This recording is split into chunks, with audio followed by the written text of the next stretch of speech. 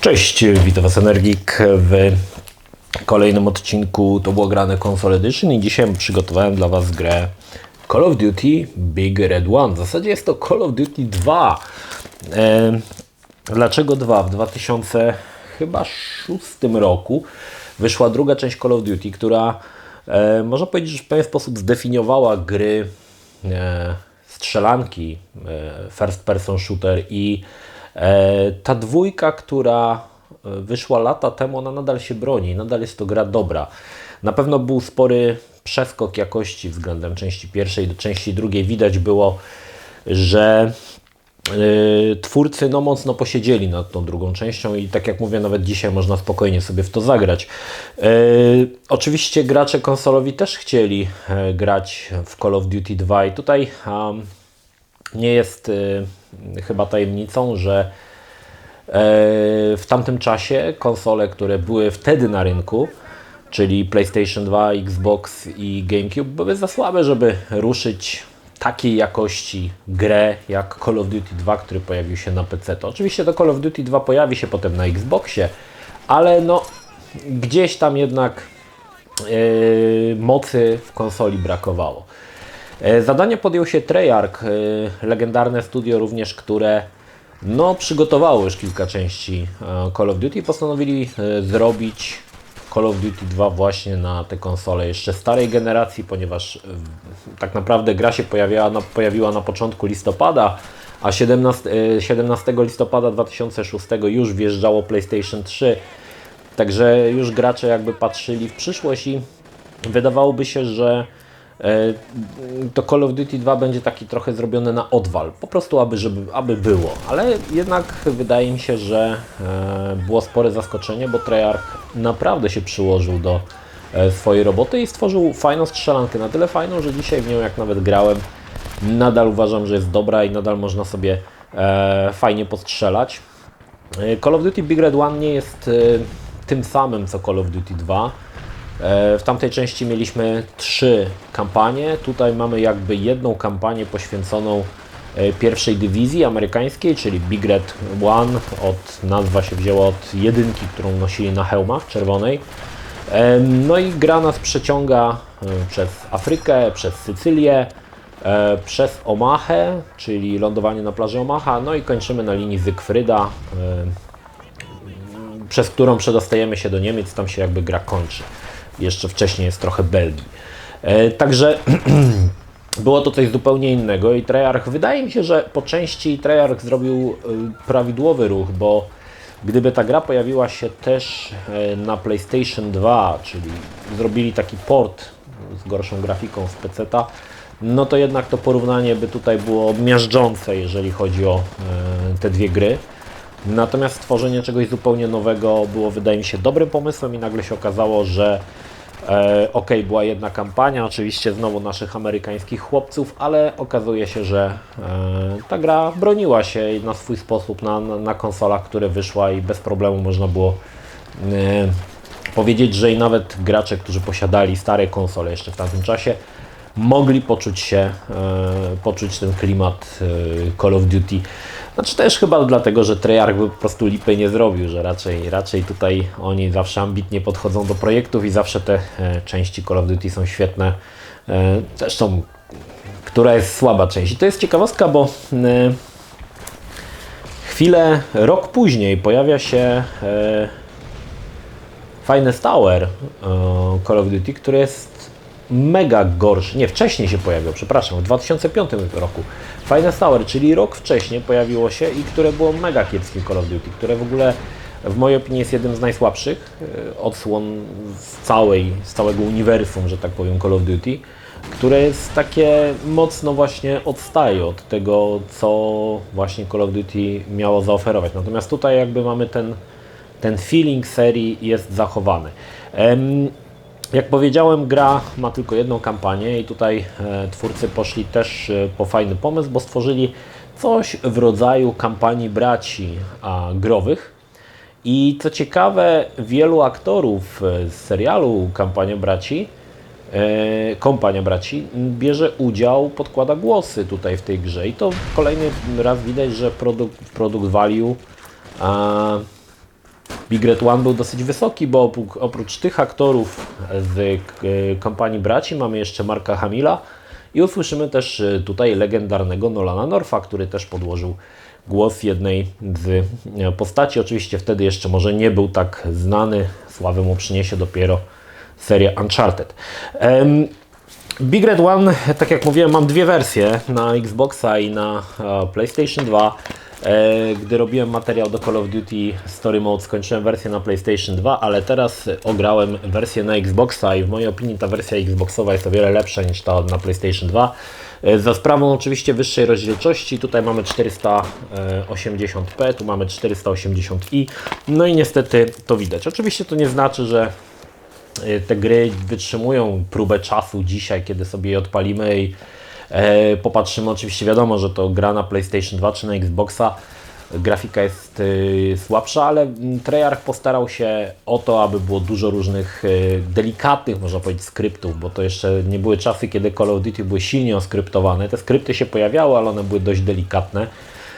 I mamy też poczucie, że bierzemy udział w wielkiej kampanii wojennej, nie jesteśmy samotnym wojakiem na polu bitwy i faktycznie tutaj udało się to też pokazać. Już ta pierwsza misja, kiedy atakujemy na miasteczko, nie pamiętam w jakim to jest państwie, kiedy biegniemy i wszystko strzelają, samoloty się rozpadają w powietrzu, uderzają. No, jest ten klimat właśnie Call of Duty takiego rozmachu, którego w mojej opinii w Finest Tower zabrakło zdecydowanie.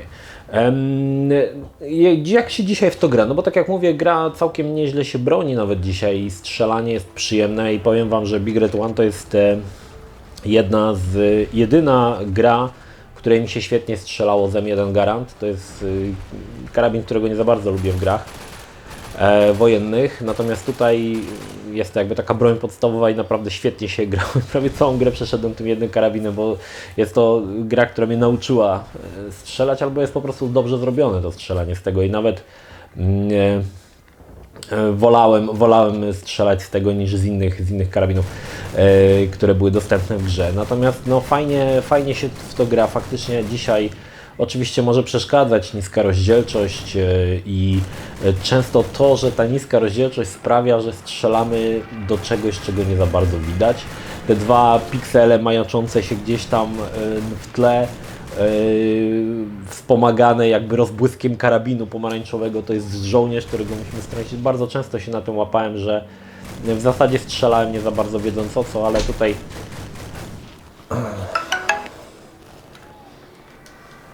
no i wybaczcie, słuchajcie, wytrącił mnie z mojego flow telefon, ale niestety musiałem odebrać, bo typ stłukł mi lampę w samochodzie i musiałem to załatwić niestety z serwisem.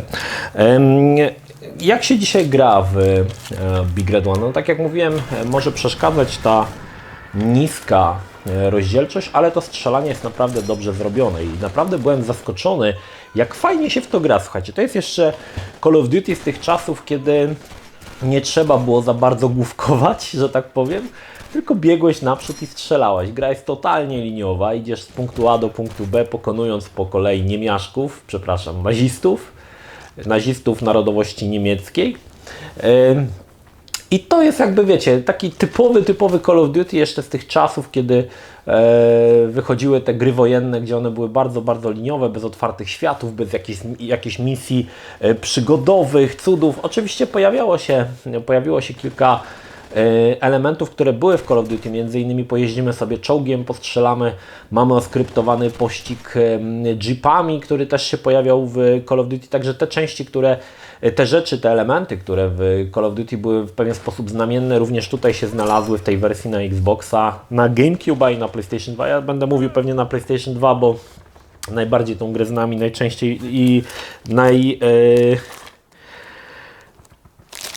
grałem w nią po prostu chyba najdłużej, tak mi się wydaje, więc jeżeli będę mówił PlayStation 2, to chciałbym, żebyście wiedzieli, że chodzi mi oczywiście o te trzy konsole. Gra była też ekskluzywem na konsolę i to jest ciekawe, że Graczy PC-towych oczywiście to ominęło i podejrzewam, że wielu z graczy, podobnie jak ja, uważa, że to jest w zasadzie ta sama gra, tylko trochę innym tytułem. No właśnie nie, jest to zupełnie inny tytuł niż Call of Duty 2 i osoby, które lubią strzelanki w czasie II wojny światowej, myślę, że warto po nią sięgnąć, bo jest naprawdę, naprawdę w porządku i nie ma się do czego tutaj przyczepić, oczywiście patrząc pod tym przez pryzmat tego, że gra była jeszcze na stare konsole.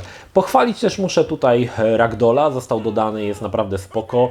Rzucenie granatu gdzieś tam do budynku czy do bunkra i patrzenie jak Niemcy wylatują z pajacykami przez drzwi jest naprawdę spoko, też mi się to podobało i byłem zdziwiony, że dość zaawansowany ten Ragdoll tutaj w tej grze się znalazł i faktycznie dobrze trafiony na przykład strzał też z czołgu w jakiś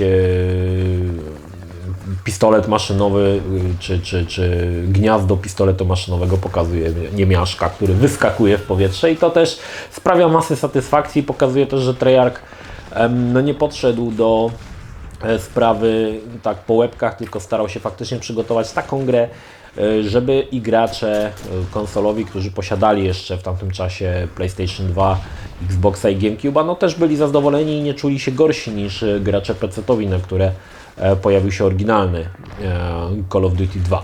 I to jest, wydaje mi się, że siła. Oczywiście nie zabrakło, jeszcze nie wspomniałem, bo mówiłem o tych jeżdżeniu czołgiem, a nie wspomniałem, że jest też oczywiście misja w samolocie. To jest misja chyba w tej legendarnej latającej fortecy B-17, gdzie biegamy od stanowiska do stanowiska, raz bombardujemy, raz strzelamy.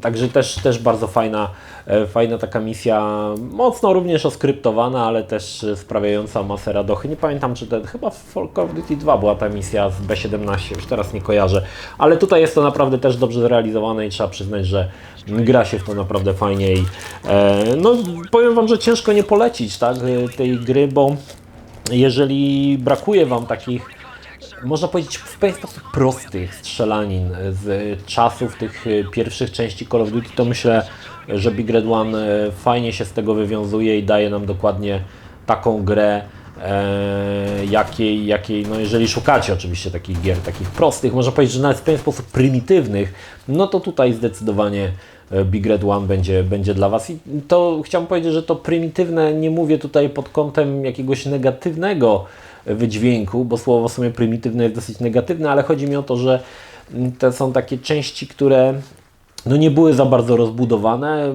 miały proste zasady i tutaj właśnie ta gra doskonale, wydaje mi się, że spełnia te wszystkie kryteria. Nie mam wersji na GameCube'a, nie grałem w wersję na GameCube'a, także nie jestem w stanie tutaj porównać, ale podejrzewam, że i tak z tych wszystkich wersji, jakie się pojawiły, ta wersja na Xboxa będzie wygrywała, tak jak mówię, wyższą rozdzielczością i w zasadzie to wszystko. Nie zauważyłem większych różnic, ale tak szczerze mówiąc musiałbym przyrównać sobie obydwa gameplaye, bo obydwa gameplaye mam zgrane i z PlayStation i z Xboxa. Czy tam nie jest czasami tak, że miejscami jest na przykład mniej żołnierzy, czy coś takiego, ale nie wydaje mi się. Wydaje mi się, że te gry są bardzo do siebie podobne. Różnica jest jedynie tutaj w rozdzielczości. Oczywiście, jeżeli patrzymy na to przez pryzmat drugiej części Call of Duty, tak, która na PC była no, fenomenalna, słuchajcie, to był game changer. Dla mnie Call of Duty 2, nie jedynka, ale właśnie dwójka była game changerem z niesamowitymi pomysłami, przede wszystkim przez to, że mieliśmy fantastyczną tam kampanię sowiecką z rzucaniem, słynnym rzucaniem ziemniaka zamiast granatu, to było naprawdę super. I faktycznie, kiedy przyrównamy to do PC-towego Call of Duty, no to widać, że to gra nie jest aż tak bogata jak Call of Duty 2, to oryginalne, ta, powiedzmy, nazwijmy ją podstawkę, że to jednak jest gra konsolowa, która musiała być obcięta z wielu fajnych rzeczy, które były na PC, no oczywiście też z grafiki, bo wbrew pozorom Call of Duty 2, tak jak mówiłem już wcześniej, broni się nie tylko tym, że jest to fajna gra, ale broni się również oprawą, która nadal jest w porządku, nie odstrasza i muszę przyznać, że gra się nie zestarzała brzydko, co dla tytułów 3D wcale nie jest takie oczywiste, ale można, myślę, spokojnie zagrać. I tutaj no, oczywiście no, nie ma co porównywać, bo to wtedy PC-ty było wiele bardziej mocarniejsze. To był czas, kiedy no, PC-ty mocno odskoczyły od PlayStation 2 i nawet nadchodzące PlayStation 3 niestety już tych PC-ów nie dogoni. I to będzie widać chociażby po Call of Duty 3, który będzie również był ekskluzywem na konsolę, który w zasadzie nie umywał się do odsłon Call of Duty, które pojawiły się na PC-cie. Widać było tam chyba ten silnik użyto jeszcze, nie pamiętam, chyba renderware, o ile dobrze pamiętam, i to było widać, że to nie jest to, że to nie jest ta jakość. Oczywiście omówienie Call of Duty 3 również na kanale u mnie znajdziecie. Natomiast ja powoli będę sobie tak recenzował w ramach To Było Grane te kolejne części Call of Duty. Oczywiście takie streszczenie macie w formie Story Mode, gdzie przeszedłem wszystkie części Call of Duty, jakie były dostępne od A do Z i tam je omawiałem i powoli sobie przygotowuję nową część, 5. z tych ostatnich części, bo wiem, że wiele osób o to pytało i mam nadzieję, że wkrótce mi się to uda zrobić. Może przy okazji, jak już wyjdzie Vanguard, to już będzie taką dobrą... W sumie Vanguard też produkuje właśnie Treyarch, a patrząc jak robią te Call of Duty z II wojny światowej, to można być pewnym, że będzie to dobry Call of Duty. Zresztą z tych wczesnych gameplay już można wywnioskować, że będzie to fajny Call of Duty. No. W każdym razie też tutaj jeszcze o tym warto wspomnieć, że warto sobie zagrać w to Big Red One, żeby zobaczyć, jak długą drogę przeszła seria. Oczywiście mówimy tutaj o tych grach z czasów II wojny światowej, bo wiadomo, że tutaj porównywać Big Red One do na przykład, nie wiem, Modern Warfare, to nie ma to większego sensu, ale jeżeli porównamy sobie te gry z II wojny światowej, na przykład World War II, no i teraz ten nadchodzący Vanguard, może nawet już gracie w niego, gdy to oglądacie, to warto zobaczyć, jak długą drogę przeszły te gry o II wojnie światowej, chociaż jeżeli Vanguard nie wiem jeszcze, jeżeli będzie kampania amerykańska, to pewnie będzie to ta kampania co w Big Red One albo coś bardzo podobnego, bo tam Amerykanie raczej w tej II wojnie światowej za wiele operacji nie mieli, żeby móc się nimi chwalić i bardzo często, jeżeli chodzi o II wojnę światową, to mamy cały czas to samo. Zresztą World War II był dokładnie też, znaczy oczywiście nie były te same misje, ale miejscówki były podobne, także no nic, no słuchajcie, tak jak mówię, warto polecić dzisiaj. Nawet dzisiaj fajnie się broni, fajna strzelanka.